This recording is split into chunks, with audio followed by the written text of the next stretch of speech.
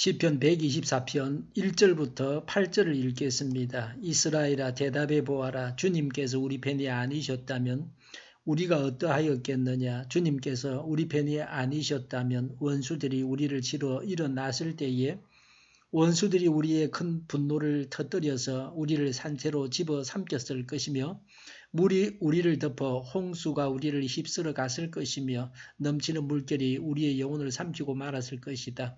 우리를 원수의 이에 찢길 먹이가 되지 않게 하신 주님을 찬송하여라.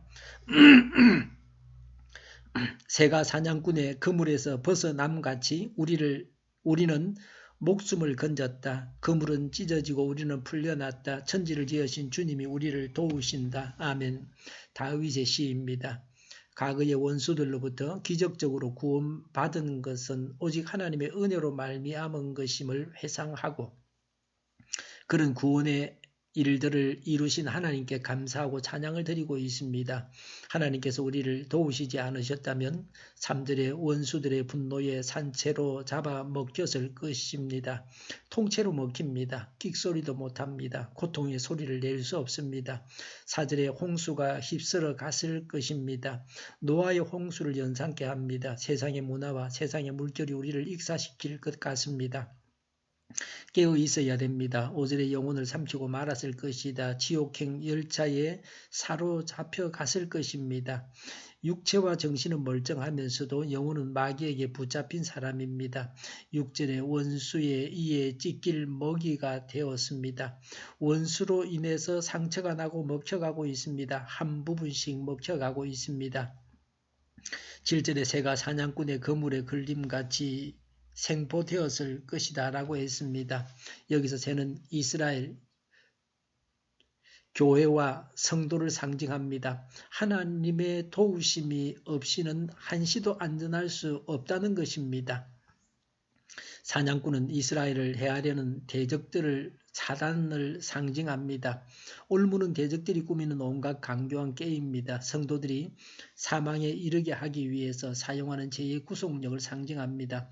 우리들의 인생 경험에서 하나님께서 내 편이시라는 신념은 아무나 가질 수 없습니다. 하나님의 도우심과 돌보심으로 자기 생명의 위험에서 건짐을 받은 사람이 더 확실히 믿고 증거할 수 있습니다. 만일 하나님께서 내 편이 되셔서 나를 죽을 병에서 건져주시지 않았더라면 이미 저 세상 사람이 되었을 것입니다. 6.25 때 잡혀서 끌려가는데 도망칠 기회와 용기를 주지 않았더라면 그때 죽었을 것입니다. 태평양 바다 한가운데서 건져주지 않으셨다면 고기밥이 되었을 것입니다. 하나님께서 우리를 도우십니다. 그래서 7절에 그물은 찢어지고 우리는 풀려났습니다. 죽지 않고 살아있습니다. 목숨을 건졌습니다. 제2차 세계대전 중에 한 젊은 낙하산 부대원이 독일에 대항하여 지하운동을 하라는 밀명을 받고 독일이 점령한 벨기에의 한 지방에 침투하였습니다.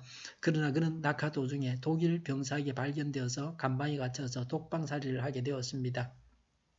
그 옆방에는 마침 벨기에인 목사가 간첩 혐의로 잡혀와서 투옥되어 있었습니다. 두 사람은 감방벽을 전보 신호로 두드려서 서로 대화했습니다. 한 번은 낙하산 부대원이 벽을 두드려서 나는 혼자 있는 것이 지옥 같습니다 라고 했습니다. 목사님 역시 벽을 두드려서 대답을 했습니다. 나는 혼자라서 하나님과 함께 있으니 천국입니다 라고 했습니다. 목사님은 이 낙하산 부대원을 위해서 자신을 면회오는 교인에게 부탁하여서 그에게 성경을 넣어달라고 했습니다. 그 청년의 감방에 성경이 들어옴으로 해서 그 청년의 가슴에는 예수 그리스도께서 들어오시게 되었습니다. 그리고 죽음의 공포 앞에서 외로움에 떨고 있던 젊은 낙하산 부대원의 영적인 변화를 가져왔습니다. 얼마 후에 낙하산 부대원은 사형을 받게 되었습니다. 그러나 사형을 받으러 나가기 전에 그는 목사님에게 전했습니다. 나는 죽으러 나가는 것이 아니라 생명으로 나가는 것입니다 라고 했습니다. 얼마 후에 전쟁이 끝났고 목사님은 석방되어서 이 사실을 전 세계에 알렸습니다. 1절에 주님은 우리 편이십니다. 8절에 주님께서 우리를 도우십니다.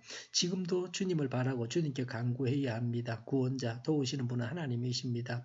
어느 부흥 집회에서 한 흑인이 하나님의 구원하시는 은총에 대하여 간증했습니다. 그는 하나님께서 어떻게 자신의 마음을 움직이시고 제2의 굴레와 죄책감에서 해방시켰는가에 대해서 말했습니다. 또 예수 그리스도께서 베풀어 주시는 것에 대해서도 말했습니다.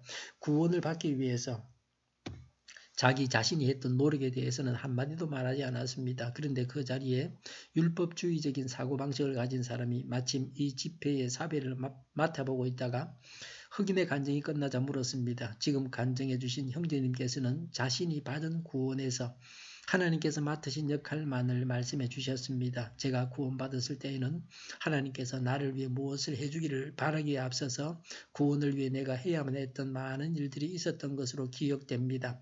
하나님께서 구원하시기까지 당신은 어떤 노력을 하셨습니까? 그러자 간증을 마친 흑인은 즉시 자리에서 일어나서 다음과 같이 대답했습니다. 아참, 내가 한 일에 대해서 말씀드리는 것을 깜빡 잊어버렸습니다. 30년이 넘는 세월 동안 하나님으로부터 멀리 도망 다니는 것이 내가 한 일이었습니다. 내가 지은 죄들이 시키는 대로 말입니다. 이것이 바로 구원에 이르기 위해서 내가 했던 노력이라고 말씀드릴 수 있겠군요. 하나님께서는 도망 다니는 나를 끝까지 쫓아다니셨고 결국 나를 쓰러뜨리고 마셨지요. 이것이 하나님께서 맡은 부분이지요. 우리의 구원을 위해서 우리가 한 바가 없습니다. 오직 하나님께서 우리의 구원을 위해서 일하십니다. 우리를 도우시고 구원하시는 하나님께 간구합시다. 기도하겠습니다. 도우시고 구원하여 주옵소서. 정의가 강물처럼 흘러가게 하여 주시옵소서. 코로나19가 퇴치되게 하여 주시옵소서. 우리 동일교회가 만군은집하게 하여 주시옵소서. 예수 이름을 명하노니 모든 병만을 물러가고 몸의 모든 부분들을 온전하게 될지어다. 신유의 기적을 베푸셔서 지금도 저희의 질병을 고쳐 주시옵소서. 저희와 교회와 이 나라의 민족을 불쌍히 여겨 주시옵소서. 독재 정권이 무너지고 적과 통일이 되지 않고 평화 통일을 이루게 하여 주시옵소서. 전쟁 위험이 사라지게 하시며 신앙의 자유를 누리며 살게 하여 주시옵소서. 하나님을 대적하는 세력들이 바로 망하게 하여 주시옵소서. 국회와 정부가 하나님이 기뻐하시는 법만을 만들게 하시며 반성경적인 모든 법과 영권 내기와 가짜 임금법이 즉시 폐기되게 하여 주시옵소서. 이 나라의 지도자 복을 허락하여 주시며 지진이 일어나지 않게 하시며 출산율이 올라가게 하여 주시옵소서. 에너지 정책, 재활용국 정책을 제대로 세워서 집행하게 하여 주시옵소서. 늘 맑은 공기를 마실 수 있게 하여 주시옵소서. 한일 갈등, 한미 갈등이 해결되게 하여 주시옵소서. 우리 모두가 선한 것을 분별해서 알게 하여 주시옵소서. 오늘도 하나님 안에서 차고 넘치는 삶, 복된 삶을 살게 하여 주시옵소서. 감사와 찬양을 주님께 돌려드리며 예수님의 이름으로 기도하옵나이다. 아멘.